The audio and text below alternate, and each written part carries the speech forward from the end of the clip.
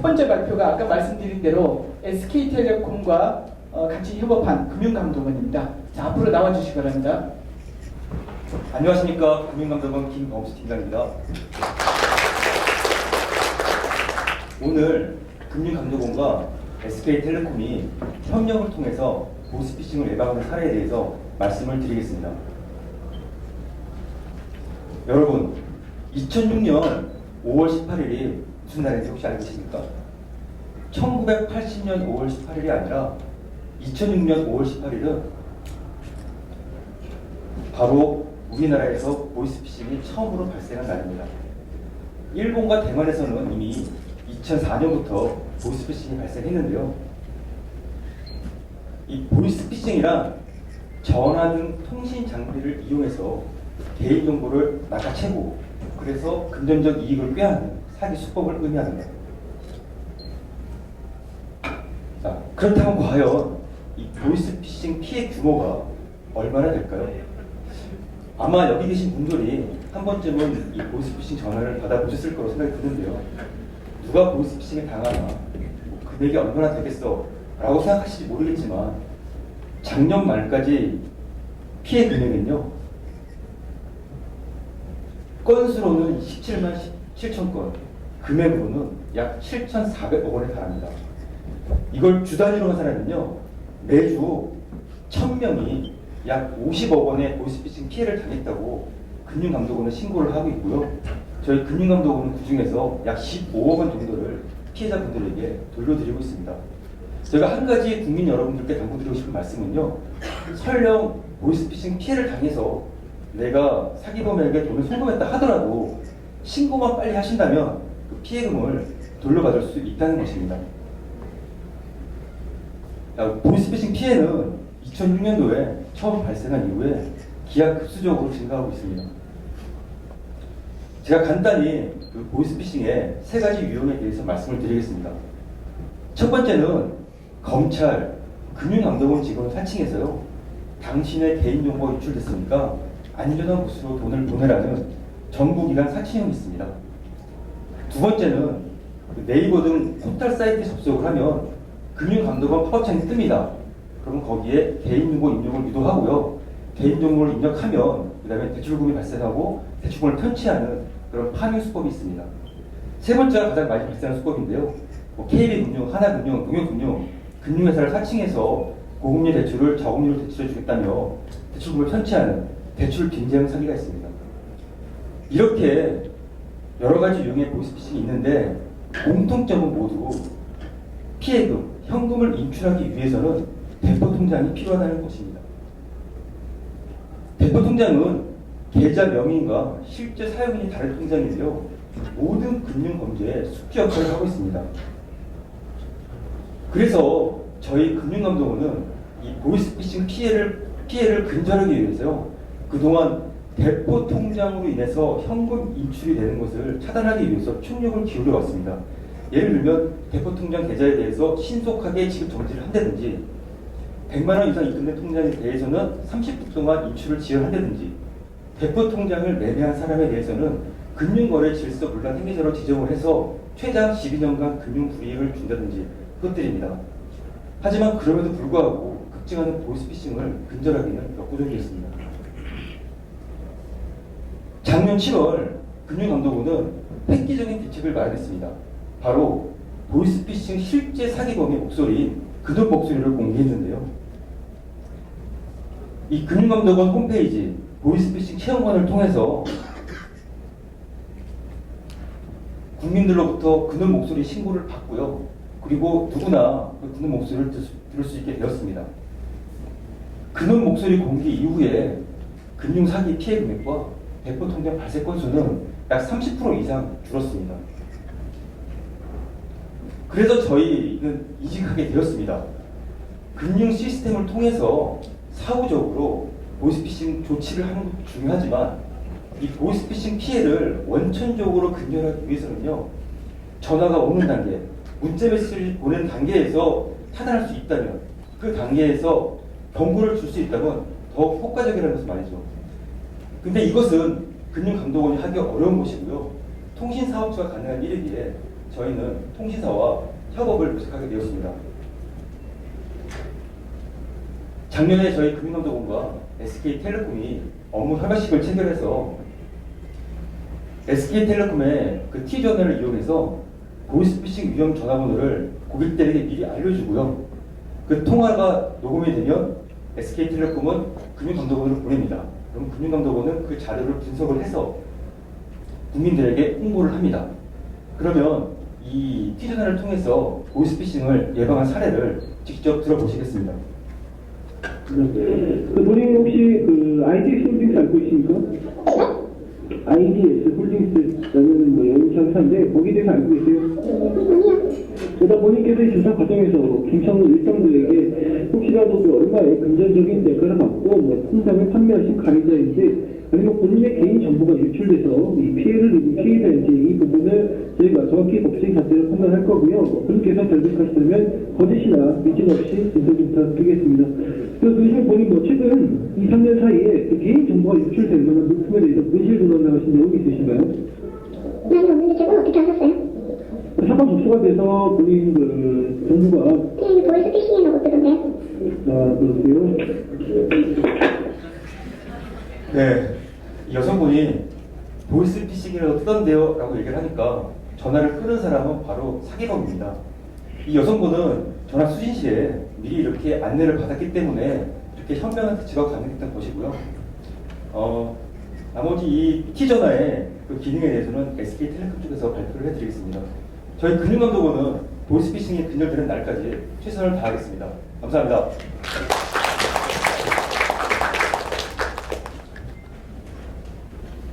네, 안녕하십니까. SK텔레콤 이기영입니다. 아까 음성 파일만 들어도 음침한 느낌이 드는데요. 실제 캠페인은 조금 발랄한 느낌으로 진행을 했습니다. 이게 이제 T전화와 금감원이 같이 그 목소리 녹음 파일을 수집을 하는 캠페인을 진행하면서 만들었던 포스터이고요. 일단 T전화부터 먼저 말씀을 드려야 될 것 같은데요. T전화는 서비스 사업자가 만든 전화 앱입니다. 여기서 서비스 사업자라고 하는 것은 대부분 이제 T전화가 나오기 전에 여러분들은 그 삼성, LG, 펜텍 제조사가 만든 단말 제조사가 만든 기본 어플리케이션을 그냥 그걸로 전화를 걸고 받으셨을 겁니다. T전화는 서비스 사업자인 SK텔레콤이 직접 그 다이얼러를 만들어서 필요한 정보, 기능들을 제공할 수 있도록 만든 전화 앱입니다. 실제로 통신사와 상관없이 쓰실 수 있고요. 지금 이제 안드로이드 폰을 쓰시는 분들은 마켓에서 T전화로 검색을 하시면은 지금도 깔아서 쓰실 수 있는 기본 다이얼러 앱입니다. 대략적인 기능은 아까 금감원에서 설명을 드렸었는데요. 저희는 이제 만들면서 저희가 생각했던 부분들 흐름으로 한 번 더 설명을 드리도록 하겠습니다. 아까 이제 여러 가지 현황들, 어마어마한 그 피해나 그 현황들에 대해서는 설명을 들으셨는데요. 사실은 이때까지 어쩔 수 없다고 생각했던 것들이 너무나 당연하게 고치고 바뀌어야 됐는데 안 하고 있었던 것들이라고 생각을 했습니다. 아까 그 전화도 사실은 똑똑한 사용자가 전화를 받아서 나 그거 보고 보이스피싱이지 않은데 라고 얘기해서 보이스피싱 하는 사람을 격퇴해낸 음성 파일이었는데요. 대부분 번호를 받는 사람들은 이 번호가 나쁜 번호구나, 나쁜 짓을 하려고 하는구나 라는 걸 듣고 알 수 있을 겁니다. 그런데 그 사용자가 전화를 받아서 그 번호로 나쁜 일이 일어나고 있음을 알았음에도 불구하고 그냥 나만 알고 안 속고 그냥 전화를 끊어버리면 그 다음 피해자는 또 처음부터 그 속임의 시도에 처음부터 노출이 되게 됩니다. 그래서 그 똑똑한 사용자가 아무것도 안 하게 놔둬도 될까? 그냥 나 이거 이상한 번호 받았었는데 주의하셔야 될 것 같아요 라는 얘기를 내 동료 서비스 사용하는 사람들한테 알려줄 수는 없을까? 그럼 이제 그 번호에 대해서 이 번호는 나쁜 번호예요 라는 신고가 들어왔다면 그냥 번호만 신고받는 게 맞을까? 방금 이제 여러분들께서 다 쓰고 계신 스마트폰은 녹음도 가능하고 여러 가지 기능이 가능한 손에 들고 다니는 컴퓨터죠. 그 컴퓨터로 전화를 받았는데 뭐 그 번호에 대한 간단한 정보만 신고를 받는다면 아마 불충분한 신고가 될 겁니다. 그러면은 좀 더 정확한 정보, 여기서는 이제 녹음된 파일 같은 것들의 정보를 신고를 받으면은 더 정확하게 그 번호가 어떤 번호인지 저희가 확인을 할 수 있게 될 거라고 생각을 했습니다. 정확하게 신고를 받았다 치면 이어서 또 사칭 전화가 계속 이어서 걸려오는데 사업자만 SK텔레콤만 그 번호에 대해서 신고를 받고 금감원한테 전달하고 그 상태에서 멈춰버리면은 사실은 사칭 전화는 계속 일어나고 있는 상황에 노출이 됩니다. 그러면 이 경우에는 신고받은 내용을 다른 사람에게 이 번호는 나쁜 번호야 라고 안내해 주는 게 기본적으로 당연한 것들입니다. 이때까지 그냥 삼성, LG, 뭐 이제 제조사들이 만든 전화에서는 그런 기능을 제공해 주지 않았기 때문에 그냥 이게 안 되는 게 응당 당연한 거 아니냐라고 생각했을 뿐입니다. 그럼 이런 번호에 대해서 이 번호는 보이스피싱, 아까 그 음성 파일에서는 보이스피싱이라고 뜨던데요 라고 얘기를 했는데 스마트폰은 또 화면을 이용하는 또 컴퓨터입니다. 그 넓은 화면에, FHD 화면에 그냥 작은 글씨로 보이스피싱이라고 찍어서 보내주는 것 이상으로 또 스마트폰에서는 여러 가지 안내들이 가능합니다. 뭐 시퍼렇게 글씨를 쓸 수도 있고 폰이 깜빡깜빡거릴 수도 있고 그래서 화면을 일일이 언뜻 보더라도 그 빨간색 경고만 보고 쉽게 이제 보이스피싱인지 인지할 수 있게 하는 것. 이것도 사실은 되게 어려운 기능이 아니라 당연히 스마트폰으로 전화를 걸고 받는 세상에서는 당연히 해야 될 것들입니다. 그럼 화면을 일일이 보고 전화를 받게 할 것인가? 이제 예를 들어 어르신들은 이제 화면에 있는 글씨를 읽으시기 쉽지 않을 거고 아무리 그거를 빨간색으로 표시를 한다 하더라도 빨간색이 주의하라는 건지 노란색이 주의하라는 건지 또 학습해야 되는 코스트가 됩니다. 그렇다면 그냥 소리로 이 번호는 나쁜 정보, 나쁜 행동을 하는 번호예요. 조심하세요라는 안내를 해줄 수가 있습니다. 당연히 전화기는 소리를 낼 수 있고 벨소리에 담아서 그런 정보를 송출할 수 있는 게 그렇게 어렵고 특별한 아이디어가 아닙니다. 그럼 궁극적으로 그럼 소리로 경고해주면 끝나느냐? 그런 번호에 대해서 결국은 최종적으로는 전화를 받지 않게, 걸리지 않게 만드는 게 최종적인 소임이기 때문에 이 경우에는 그런 번호가 전화가 더 이상 걸리지 않게 차단하거나 방지를 해주는 게 전화 어플리케이션을 해야 될 마지막 스텝입니다. 무작정 차단한다고 될 일은 아니고요. 어떤 번호가 정확한 신고인지 아닌지에 대한 판단부터 뒷단에서 여러 가지가 돌아가게 되면은 이런 경우에 좀 더 자신 있게 이 번호에 대해서는 받지 말아라 라는 안내를 할 수 있게 됩니다. 이때까지 그냥 당연한 흐름으로 설명했던 것들을 티저나 화면에서 구현한 것들입니다. 지금 이 화면들은 다 전화 어플리케이션, 그냥 전화를 그냥 스마트폰을 사면은 당연히 이제 쓰게 되는 그 걸고 받는 기본 다이얼러에서 처리되는 화면들이고요. 전화가 끊기면 아까 그 금감원에서 발표한 파일에 보면은 그 홈페이지에서도 이제 누구나 신고할 수 있음을 이제 알려드렸었는데요. 사실은 전화하는 그 순간에 신고를 안 하면은 다시 홈페이지까지 들어가서 신고를 하거나 내 음성 파일을 또 거기다 업로드하거나 쉽지 않은 일입니다. 그래서 정보 공유를 전화 끝나자마자 바로 할 수 있고 그 다음에 이제 저희는 뒷단에서 SK텔레콤은 이 정보가 진짜 정확한 신고가 맞는지에 대한 판단을 여러 사용자들한테 동시에 전달되는 정보를 가지고 교차해서 판단을 하게 됩니다. 그리고 사용자는 이거는 통화 기록입니다. 이 역시 기본 다이얼러에서 그냥 뜨는 통화 기록에서 이 번호에서 나쁜 일이 일어났어 나 신고해야지 눌렀을 때 통화 녹음 신고를 그 앱에서 전화 앱에서 바로 신고를 할 수 있게 되어 있고요. 이렇게 해서 수집된 정보를 바탕으로 실제 전화가 걸렸을 땐 이제 저희는 이제 보이스피싱만 방지하진 않고 뭐 중고거래 사기라든지 악성 스팸에까지도 이런 주의 마크를 찍어서 보내는데요. 빨간색으로 지금 여기는 사기거래 의심 번호라고 되어 있는데 보이스피싱 주의 등의 마크를 찍어서 송출을 하게 됩니다. 그리고 저 화면에 저런 빨간색으로 경고를 해야 될 정도의 악성 번호에 대해서는 벨소리로 이 번호가 보이스피싱 주의를 해야 될 번호인 것을 안내해주는 기능이 들어갔고요. 그리고 차단은 사용자가 원하는 경우에 어떤 기준 이상의 정확도를 가지고 우리가 받지 말아라 라고 판단할 수 있는 번호에 대해서는 사용자가 받지 않을 수 있는 기본 옵션까지도 제공을 하고요.